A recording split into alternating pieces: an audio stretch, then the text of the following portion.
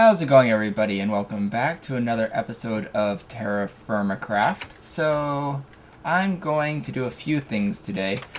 First things first, I want to make myself another pickaxe because I'm tired of my pickaxe breaking, and it's about to. So 1, 2, 3, 4, 5.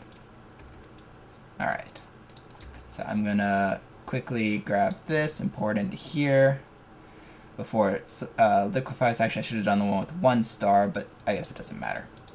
And that frees up one of my ceramic molds. Actually, I'm gonna grab 4 of those, and come on, shift, there we go, 1, 2, 3, 4, and then just break this in here.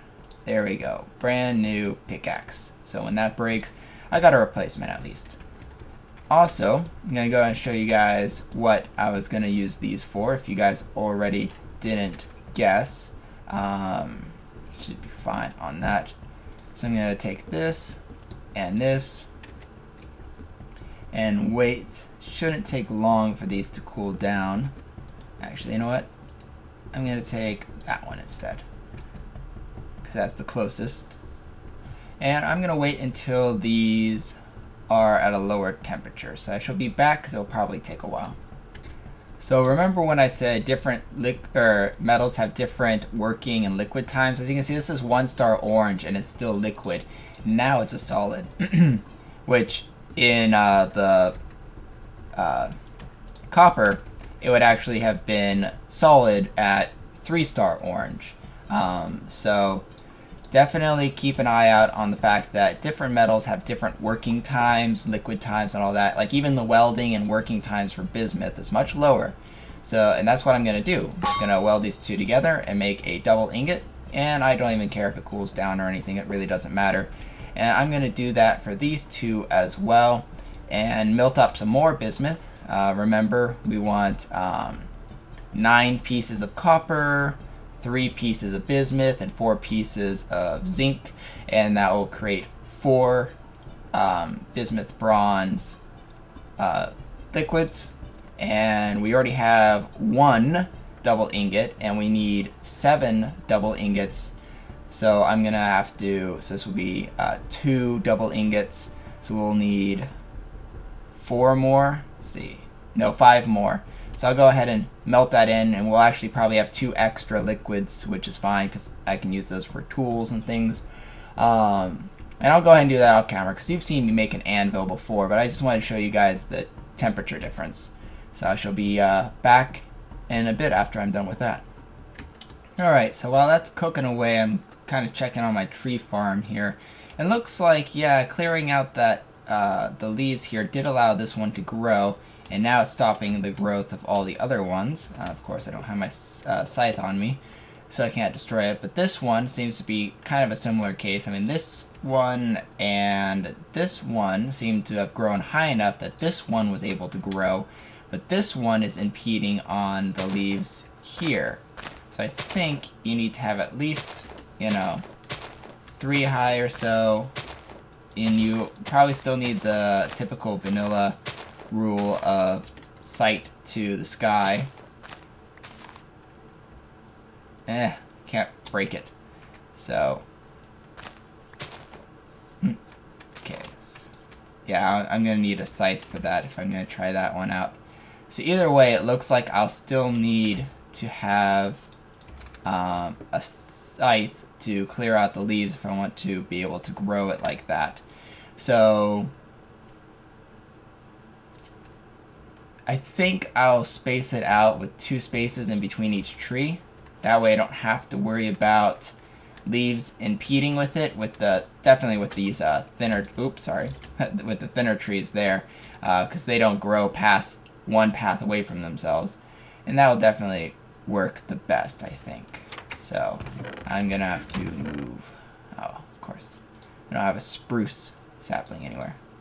But I do have a place for ink sacs, so let me, stop that. Let's put that away. And good. So this should have enough for 16 ingots, but it looks like it was only enough for 12 ingots, which is interesting. I must have did my math wrong.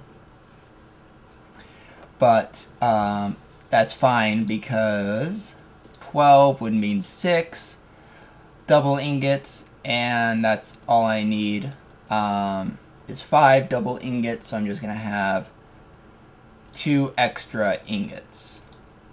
So I'm not too worried about it. So I'm going to go ahead and let these cool off, kind of keep an eye on them so that they don't cool off too much. As you can see, I'm going down so that these should be the hottest, or cool down the fastest. But I'm going to go and do that, create the double ingots, and then I'll see you guys again when I'm doing my last double ingot and crafting the anvil. Alrighty then, so we got 6 in here and the 7th one in here. Doesn't matter what temperature they are because they will just be placed in the crafting table and not really welded or anything. And there you go, a bismuth anvil. And for now, I'm just going to place it on top of the copper one because the copper one has all my plans. And I'll locate it over here, and I'm not sure where I'll put my copper anvil. Somewhere for now. Maybe like right there, so I have another anvil, but that would be 4 anvils in the same area, so who knows. Either that, or I could either even remove this and put it here, but that should be all. I do have this 2 liquids here. They're at orange because they cool down faster than I would have wanted. Actually, do I have? I don't. Always keep 4 in here, just in case when you're doing crafts and all that. Or not crafts, when you're melting down your materials. Now, because I have a bismuth anvil, I can, if I wanted to, wow, I have a lot of raw calamari. I should probably cook that up. I could, if I wanted to, let these bismuth bronze solidify because I can now heat them up again in here, and I can actually heat them up anyways and reliquefy them, but now I can work them in this anvil to make tools when they're at a solid state now, so they don't have to be liquid state for me to make tools out of them. So that's good. Now over here I went ahead and dried some adobe bricks off camera because I need to make a small mine here because there's a material that can be found only in a few different areas, and rock salt is one of them. And because I have rock salt right next to my base, I figured, hey, you know, that's a great spot to start. So let's go ahead and build here. And I'm going to, let's see, of course. There we go. I do like how adobe bricks are actually relatively easy to break. There we go. And so here I'm basically going to make a 2 wide passageway down and use adobe bricks as my flooring until I can get to stone. So there'll be adobe brick there and there. So let's quickly put one there and put one there and one there. Ooh, might run out of adobe bricks. Might actually have to make some more. Let's see. Come on, there we go.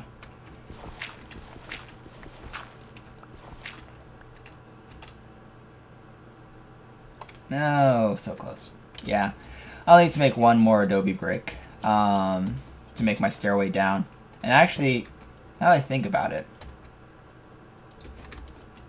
instead of doing adobe bricks, make my pathway down, let me do this. Drink water. I need like Gatorade or something so I can stay rehydrated longer in sweat blue sweat, in red sweat, or pink sweat, depending on what type of Gatorade I drink. Alright, I have a big pile of sticks somewhere. Aha, sticks, and more sticks. Let's make ourselves a couple ladders. There we go. 62 ladders, because 64 is too mainstream. And then I can just destroy those adobe bricks and just mine straight down in a way. Obviously, I'd want to mine in a 2x2 path, but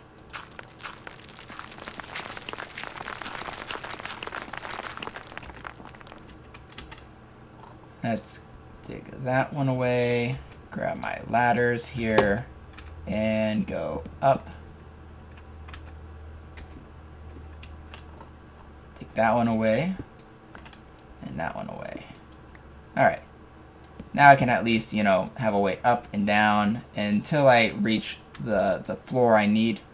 And then I'll just probably go up here and just do that with, you know, dirt and fill in that edging. That way, you know, I don't have to worry. Dirt and stone and stuff like that. So, I think that would be good, but I'm not going to do that right now. Instead, put that away. Instead, I'm going to show you guys what I was talking about with the stone out here. So I need these items because I am going to do a little bit of artwork on this thing. So let's go ahead and put it into detail mode, and let's detail it out. Now, I'm not the best sculptor at all, so this will be interesting for me to see if I can even do. But I want to make something kind of, okay, just make sure I didn't just transform that dirt block into a multi-piece, which would be kind of weird. Because like I said, I'm not the best artist in sculpting wise, so hopefully I don't make anything too horrid that you guys are all like, oh my gosh, what is it? It burns my eyes. My childhood is ruined. No. But I will try and make something cool, but it will take a while, so I'm going to do it off camera for the most part. Actually, that already looks kind of cool. But I'll see you guys in a bit.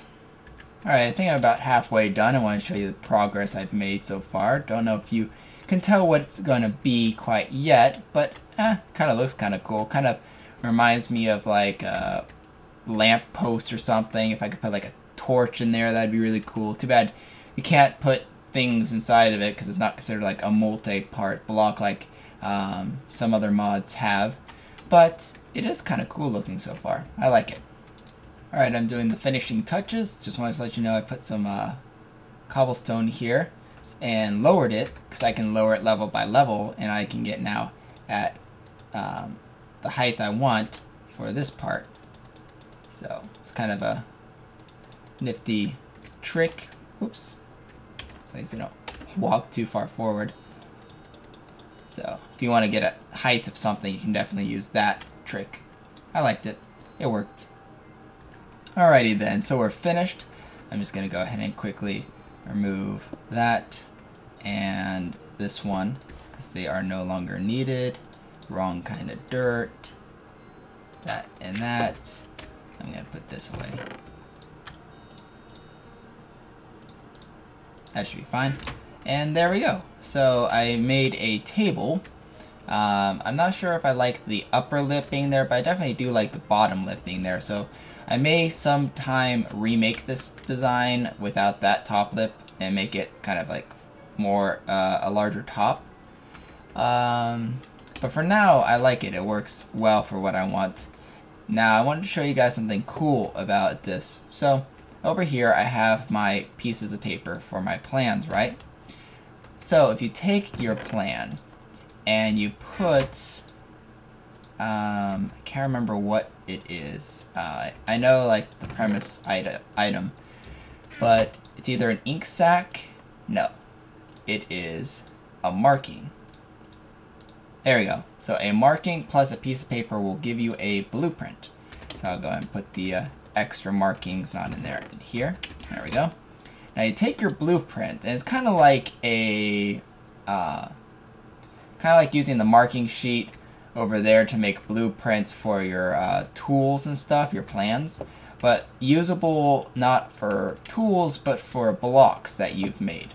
So I'm going to go ahead and click this one, and now it'll ask me for a name. So I'm going to name it Table 1. Table. Actually, you know what? What should I cook? Cooktop? Because that's actually what it's going to be used for. So now I have a plan called Cooktop. Now if I had more than one blueprint on here, so maybe I had 5 blueprints and I did that, it would make a duplicate of it for all 5 of them. So it's very useful if you're making a lot of one type of item and you want to duplicate it over and over again. Because this is ugly. Goodbye. No longer want to see you again. And I have this white cedar block here because I had those extra 4 white cedar, so I'm going to put that here instead.